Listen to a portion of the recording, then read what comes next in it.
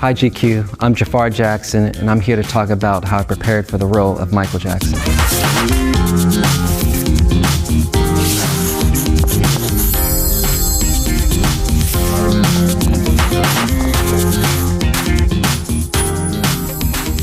I believe that music, we can change the world. I first heard about this project, I believe I was online and I saw an article that Graham King got the rights to tell the Michael Jackson story. That was the first time I heard of any news regarding the Michael biopic. At that time I was creating music, I was producing a lot, so I didn't have any thoughts of, let me play him. It was more so, that's gonna be interesting. I wonder where they're gonna take that.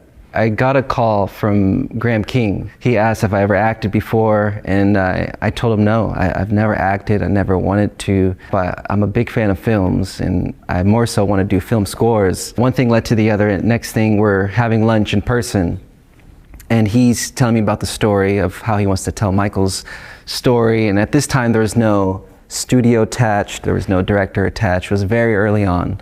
The script wasn't ready yet. He asked, would you be open to acting? Or if I got you with a coach, would you be willing to try it? You might hate it, you might love it. I was like, I need to really think about it before just diving into it. I'm someone who really wants to pull something. No, I don't want to just try it just for fun. If I go into it, I really want to commit to it. So I told him, let me think about it for a couple of days. I didn't really hear back for some time. So I said, you know what? I'm just going to text him a voice note of me speaking as Michael to the best of my ability at that time, and also singing a song or two. I sang a Peter Pan song that Michael, he never sang it officially, but it was more so off the record. I sang it like a lullaby to him, and also just speaking to him in Michael's speaking voice. And he called me right away and said, I'm getting you a coach tomorrow. And that was the starting point of when I really started to try out acting. It was about 2 years, because the first year I was really just working with Angela Gibbs, the coach, on other scenes from films, plays, and then 8 months in, we started to work on specific scenes from the script Michael. And everything was recorded so Graham can see my progression. And then a year and a couple months in, that's when I started working with Rich and Tone, the choreographers that were on the history tour with Michael. So it was like a continuation of many moments. It wasn't just one audition. There was many different moments I had to really show up and pull off the performance, whether it was a dance, singing a song, or a scene. I would say close to 2 years in, they told me they're gonna do a worldwide casting. And that put even more fire inside of me to want to work even harder, double the hours I was already putting in. So I had the time to really do that. And having Havenhurst, which is the home in Encino where Michael lived and where I actually grew up, I went back there and set up a training camp, a way to have a place to really work as long as I want, as hard as I want, as free as I want. That was a turning point for me, to have that space to be able to do that. Having my grandmother really tell me how proud she was and just hug me and say how excellent I was doing, that's all I needed to hear to really give me the confidence to pursue and continue to put in the hours and really work towards what I wanted to achieve. Her opinion really was all I needed to hear. That's really all I wanted to hear. I just have all these ideas in my head. Just gotta get them out. To emulate, for me, it all started with the foundation. So I studied a lot of the Jackson 5, and then when it became the Jacksons, and just to see, really focusing on Michael and how he's feeling in those moments, also creatively what he wanted to express, and that longing for that independence and what that felt like, but also creating as a group and what that brought out. But in particular, it was important for me to understand the human side of Michael and that individual side of him that not a lot of people were familiar with. So that was very exciting for me to dive into. Coming from my own memories of him, there were a few cherishable memories that I have that it was more so the emotions that come out of him, that more so than observing him with his mannerisms and things like that, but the effect he had, if you were to walk in a room and how palpable that was, you'd be able to feel it. But for me, it was really looking into his personal writings, his personal journaling, and that was truly informative to allow me into his mindset of how he was feeling, of what he wanted to achieve, some goals he had written down, and it was such a blessing for me really to have access to that. And then I created this timeline room of so much information that really allowed me to stay grounded in it and not get lost in the way, because I really needed to see it, you know, with my own eyes. And that really informed me, even with the script. So I knew where each, you know, timeline was, and I understood what he was feeling. Also, his personal notes allowed me to do that and place it in that time. Some of it was just how he thought like a marketing genius and how he went to be seen, and he really studied that from other greats. And I feel like he incorporated that even with his videos, how a color can draw the audience's attention just by the color of a hat or a glove, or showing his socks a certain amount of inches, and how he was hands-on with everything he created, but also his ability to have that sensitivity of what was going on in the world as well, and how he wanted to help the world through his music and continue that message. What I hope the audiences will feel and understand about this movie, I really hope they want to have a deeper understanding of Michael and a lot of the decisions and choices he made with the music and his artistic freedom, but also a deeper understanding of the family dynamics from the Jackson 5 all the way up until the Bad Tour. And what you see with that is it's a close family that had so much love in there, and while also having Joseph wanting to steer and protect his family. And there were so many different voices and people wanting to come in to get in that, and Joseph really wanted to protect that as much as he could. And then along comes with that is Michael's ability, or him wanting to have that creative freedom, not being stuck in a box, wanting to reinvent himself. And that's something with Michael that really surprises a lot of people. He would never be allowed to be put in a box. He always wanted to create something that's unexpected and take the audience by surprise. It's natural, it's a flow, all together. This role was incredibly physically demanding. Initially started with Rich and Tone, seeing if I had it in me to pull off the performances. And I know we had about 20 days of a boot camp, basically. And within those 20 days, we were breaking down the Billie Jean performance from Motown 25. And I was so self-conscious at that point. I was so, I guess, doubtful in the sense that I knew I couldn't get it down in that time frame. I knew I needed more than 20 days. But within that time, I really learned a lot about myself, that even though I wasn't pulling off a lot of the moves or knowing the meaning behind it, I still tried it again and again, over and over, until I got it right. Or even if I didn't get it right, I was still trying it. And I think once I had that time afterwards, after those 20 days, taking that time to Havenhurst and setting up mirrors in the same dancing room Michael would train in, I think that really was a spiritual journey for me, just to be in that same energy, to sit in that space, but also just to dance for hours and hours every day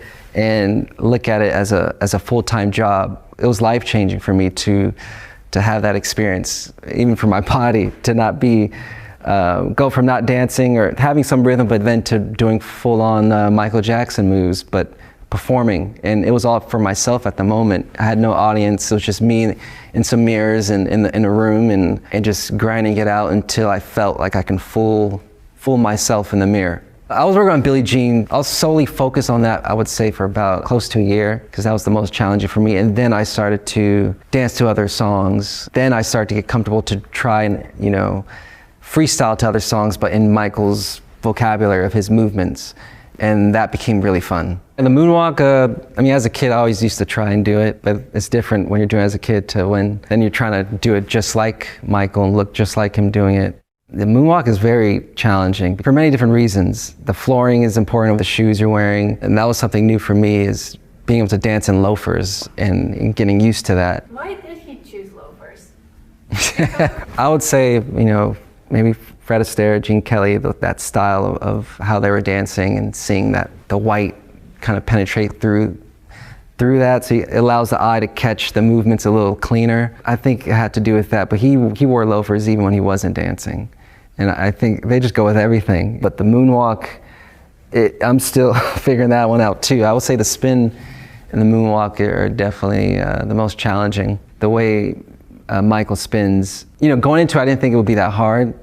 Or I knew it would be somewhat challenging, but not as hard as it came out to be, because I'm still, you know, trying to figure that out. I usually, if I were to spin, I spin to my right, and Michael spins to his left, so it was so challenging to find that balance and get used to spinning on the opposite side where you're naturally used to, and doing it in the way that looks just like Michael, or to have that speed and intensity, but also being able to stop on a dime or right when that snare hits, or to control that timing of when you stop and have the balance and then go into another transition of a move. Yeah, the more I studied his movements and looked at footage, there was some sense of magic, it felt like, or just like a phenomenon. Like the certain movements and transitions, it seemed as if it was a trick, illusion in that sense. And I know he was such a fan of that, of having that element of surprise, or the element of magic within a performance, to trick the audience to think it's something unusual going on. So for me, that came with just watching repeatedly over and over again certain movements to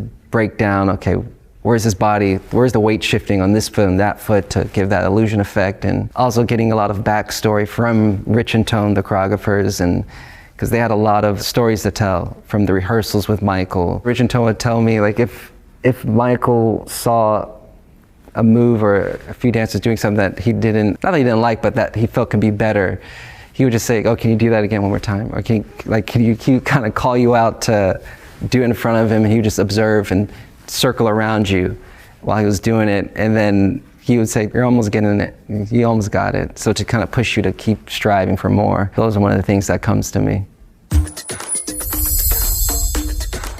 The one glove, it's like, for Michael, I would think that was his armor. You know, he didn't feel fully ready if you didn't have some of those pieces on him to go out and perform. It added that dramatic and that sense of it's time to go out and put on a show. And I had some of that same experience, like when I was rehearsing, I felt like something was missing until I started to rehearse with actual, wardrobe and pieces, and it changed the energy of the performance when I would rehearse with the glove or rehearse with some of the actual jackets and fedoras. It informed me a lot. And I think the first thing that was most difficult for me in the movement was the pants, doing the kicks, making sure there's some stretch in there so I don't rip them when I'm kicking or doing a side kick or an extended kick. We had to create a lot of gussets in the pants to give me some room to do those moves. It's really interesting because Michael was so into the clothing of especially the movements, and I just remember hearing stories about it. When he was doing Smooth Criminal, he was trying to figure out why his tie wasn't moving with the spin the way he wanted it to when he stopped. So they put like a quarter in the tie to add more weight to it, so it had that effect when he would spin. Or he would try on jackets to make sure when he spins they kind of float up and give that effect. So he was very in tune with how the dance would be perceived through the clothing as well. So he thought about every little nuance, it's incredible. And I started to learn more about that when I was studying him. The most iconic costume, that's hard. Either Thriller or the Grammy outfit. But I think my favorite is the Grammy outfit, just because all the beading and everything is handmade with that one. It was heavy putting that one on. And I just love the way it looks when the light hits it. It's pretty incredible. Working on the body movements and mannerisms was fun for me, and that came with observing as much footage as I could on him, whether it's him in interviews or on stage, but mostly moments when he's not aware he's on camera. That's what I was looking for. For me, it was just dissecting and consuming as much of that as possible, to a point where you're not consciously doing it. You're doing it without knowing it, and that's the place I wanted to be with that. That was the most important thing, is capturing the essence, not trying to copy or mimic exactly what he did, but doing it, find my own truth in it that allows me to express it in that way. And that came with a lot of research and a lot of different things to try out and explore on my own. Also time.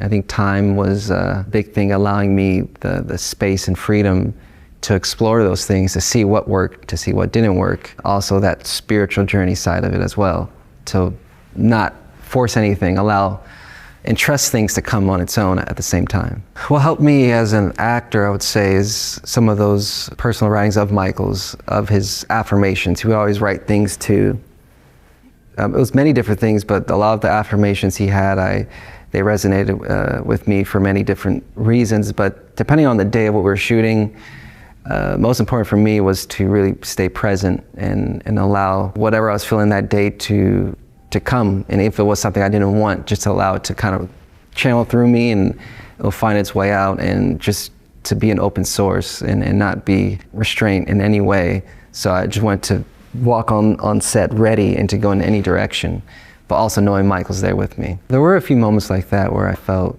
yeah, he was definitely present. Some of the performances, a few songs when I was performing, at some of the locations we were at, I definitely felt that. I think some of the crew felt that as well. I heard some stories, so there's a lot of love and protection and guidance on that set every day. I would think he'd be most proud of, I don't know, the performances, I would say. Some of the movements I was able to do, or I honestly don't know, but I would hope he feels the love and care that was put into it to capture his essence and his genius, really, and his message, which I think he would be proud of, is continuing that message of wanting to bring the world together. This is such a huge starting point for me into the world of acting. I definitely want to continue this and bring out other sides of me that have never been explored, and characters that will be very unexpected. And I'm super excited about that, and to collaborate with other genius creators, yeah. I hope you guys enjoyed learning about my approach on playing Michael Jackson. This is Jaafar Jackson. Thank you so much.